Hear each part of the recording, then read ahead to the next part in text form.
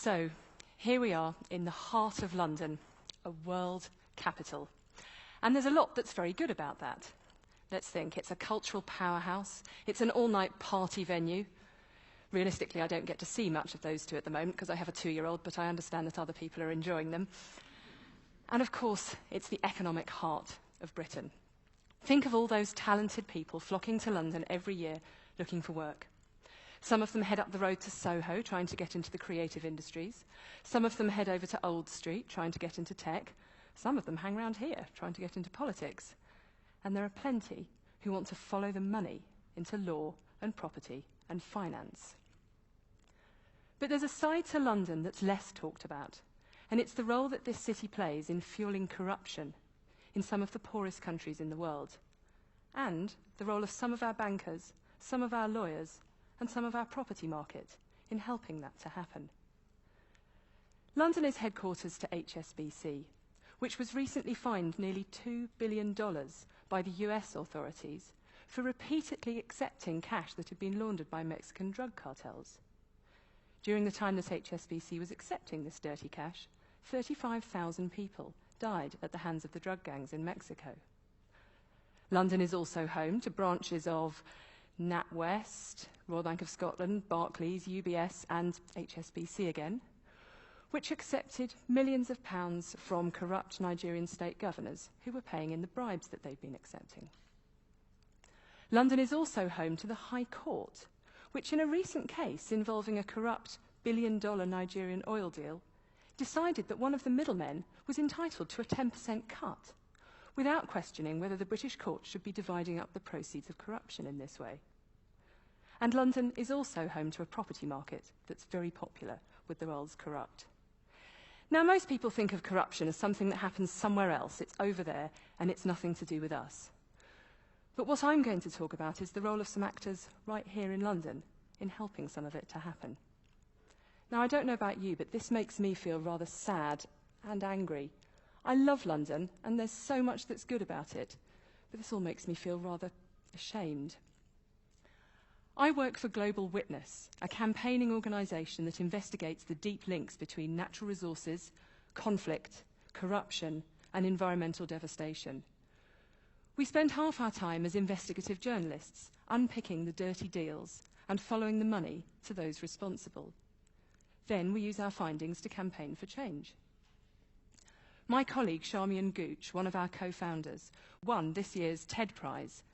TED wanted to recognise our campaign that's calling for an end to the globally accepted practice of allowing companies to incorporate whilst keeping their real owners hidden. This is something that allows all manner of corrupt deals, tax evading deals, drug trafficking, people trafficking, you name it.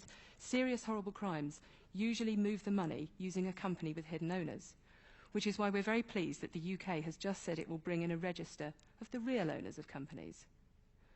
We've also campaigned for 15 years for new laws that would require oil and mining companies to disclose what they pay to governments. Now, this is on the basis that the people of Nigeria might stand a chance of holding their government to account for the missing oil billions if they knew how much should have been paid in the first place. That we've now won new laws in Washington and in Brussels that would make this happen. But some of the oil companies are trying to gut these laws. I wonder what they're so worried is going to come out if they have to reveal their payments. We'll come back to that in a moment, because I should perhaps first explain how on earth I got here. So I started out as a journalist, thinking that that would be my way to change the world. But I soon became rather frustrated just writing the stories, one after the other. And so I became a campaigner, and I campaigned for several years for controls on the arms trade. But I became rather down dealing only with the supply of horrible hardware and not the economic injustices that so often lead to the demand for it. And so I became an aid worker, and I found myself in Sierra Leone, just at the end of a civil war which had been going on for 10 years. And that is when I started to understand the resource curse firsthand. Sierra Leone is fabulously wealthy in natural resources: diamonds, gold, bauxite, titanium. But the diamonds had just fueled a civil war, and the people were some of the poorest on earth. In one of the main diamond towns I went to, there was just one main road through the middle of the town, and half of the shops on it were diamond dealerships. They weren't selling diamonds, they were packed to the ceilings with TVs and stereos and generators and bicycles, which they were using to pay the local diggers, who were bringing in diamonds worth many times more.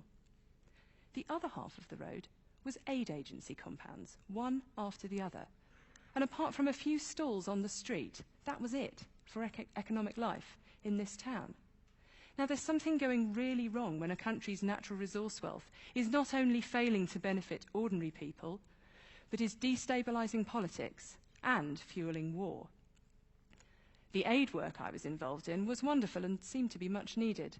We were helping to reunite displaced children with their families. We were supporting the reintegration into their communities of girls who'd been abducted and raped by the rebels and forced to be their wives. And we were raising funds for an amputee football team who played the most extraordinary football on crutches. But as long as the majority of those natural resource revenues continued to make their way mostly into companies' coffers and government officials' offshore private bank accounts, then I felt like I was pouring water into a leaky bucket. In short, the problem was much closer to home. And so now here I find myself back here in London, my city that is one of the foremost butlers to the world's corrupt. Now you're right, there is plenty of corrupt money in Dubai and Singapore too, but this one's my city, this is the city I live in. This one's my city, full of bank accounts stuffed with corrupt cash, my city full of lawyers and accountants and trust and company service providers who spend their days setting up shell companies whose only purpose is to move money from one place to another. Let's look at that financial sector. A couple of years ago, our banking regulator finally admitted that 3/4 of British banks weren't doing enough to establish what were the source of the funds that their customers were depositing, which is basically an acknowledgement that the UK is wide open to corrupt funds. Now, having corrupt funds in our bank accounts here is not just a side effect of that corruption that's happening over there somewhere. It's precisely what allows it to happen. It's what allows the dictator to shore up his undemocratic power, to keep funds off budget and out of sight of his opponents, and to line up a bolt hole for when it all goes wrong. There is simply no point in stealing billions of dollars if you have to keep it under the bed. It doesn't fit, for starters, but you want to go and put it somewhere where you can enjoy it. As a Nigerian anti-corruption investigator put it to us, if you're going to fly a plane, you don't take off until you know where you're going to land. We know Ukrainian activists who are hopping mad that their country's fledgling democracy has been repeatedly undermined by a trail of corruption that leads straight back here to London. $23 million in funds associated with the regime that's just gone has now been frozen in the UK. Too late, we'd say. And it turns out that the ex-president's palace was part-owned by a UK shell company. So that's the finance sector. Let's have a quick look at property. Now, London's booming property market isn't particularly popular with our own generation rent who can't afford to find somewhere to live, but it's very popular with international hot money looking for somewhere to hang out for a while. The Financial Times recently did an analysis of land registry data to show that over a 13-year period to 2012, 40,000 properties in London alone were bought using offshore companies. That basically means no one knows who they belong to. Now, the tax fiddling reasons for using an offshore company to buy your house are increasingly recognised, but corrupt money likes property too. One of those 40,000 houses would have been the £10 million house up in Hampstead, owned by one of Colonel Gaddafi's sons through a British Virgin Islands company. And another 4 properties in North London were owned, again through a British Virgin Islands company, by one of those corrupt Nigerian state governors I mentioned earlier, who paid for them using bribes and the proceeds of ripping off his people, the people who voted for him. You usually only find out about properties like this once the person involved is prosecuted or pushed from power, which doesn't happen often enough. So that's the property market. And then there's our ancient and venerable legal system. Let me tell you a story about that. So look, imagine that you have plans to rob a bank. Imagine that you come to an arrangement with one of your accomplices as to how much he's going to be paid.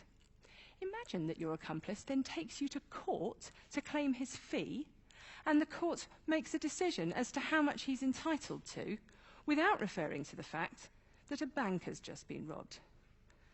That is basically what's just happened here in the High Court in London, except that the man involved hadn't been robbing a bank. He'd been robbing the people of Nigeria of $1.1 billion. And this is how it happened.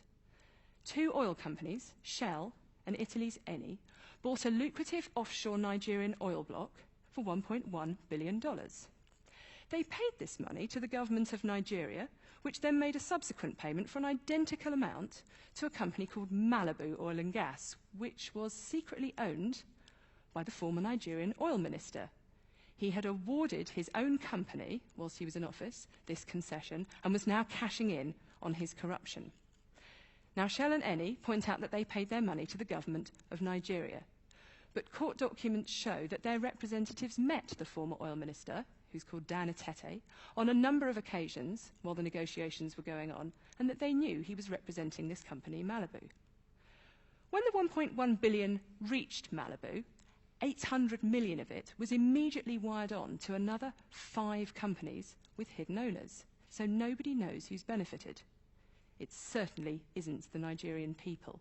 So we can already see 2 things from this: how corruption can happen behind companies with hidden owners, and why those new laws that I mentioned earlier, which would require oil and mining companies to disclose their payments, would have been a really good idea in this case, so that the Nigerian people could see the deals being done on their behalf. Interestingly, Shell is one of the oil companies lobbying against those laws. Anyway, so when the middleman took Malibu to court to claim his fee, it all came out. The court made a finding of fact that the oil minister was the real owner of this company, which is essentially an acknowledgement that this is a seriously dodgy deal. And yet the court awarded the middleman his cut. He got about $110 million. We find this extraordinary. Even more extraordinary is that the CPS and other authorities have not frozen this payment in order to stop him getting it. It's deals like this which help to explain why billions of dollars of Nigerian oil revenue still go missing every year.